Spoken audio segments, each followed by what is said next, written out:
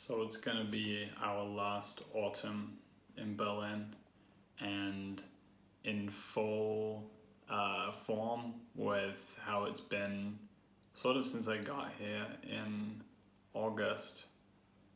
It's been a fucking transformational learning, growing, burning off, becoming kind of time throughout that. So yeah, in full form, we have about 2 months left in Berlin, and it seems like there's a little more growing and so forth to happen.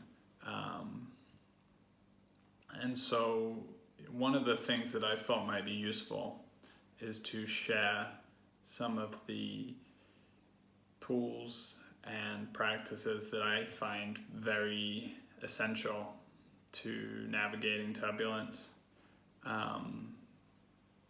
keeping continuity of connection with reality, with life, with the cosmos. So one of those practices is prayer. And obviously there is the prayer that you are taught as a child in whatever religious context you grow up in. But for me, it was something that I had to find my own understanding of what that meant. And gradually through the course of my journey, I started to find that there was something akin to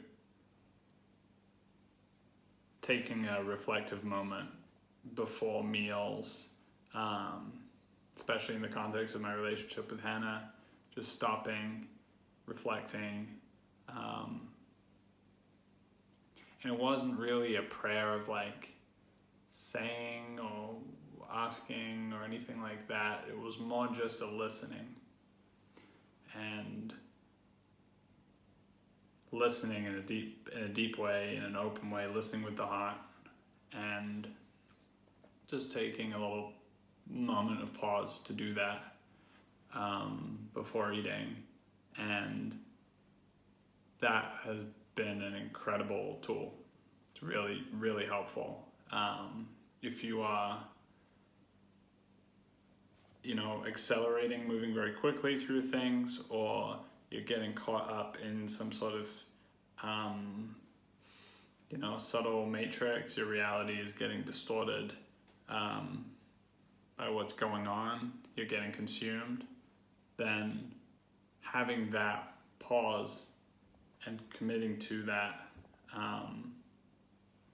that really sort of breaks through and acts as a kind of speed bump on the pace of modern hyper-reality life. So we've been doing that, and another thing that we like to do is talk about say thank you to the particular foods we're eating. So if it's a chicken, we say thank you chicken. If it's some sort of vegetable, maybe we say thank you farmer, or thank you sun, or something. And the value of it really is to make an immediate connection with reality of where it comes from, and feel some gratitude, and at least to take 1 second to realize how long it takes for one thing to grow, whether it's a vegetable or muscle or a chicken wing. So that's awesome. And it doesn't require, nothing I've said so far I think requires you to have a metaphysical belief or religion. It's really just about a relationship to reality that can be cultivated, that is helpful. So that is prayer. That's prayer how I've largely understood it.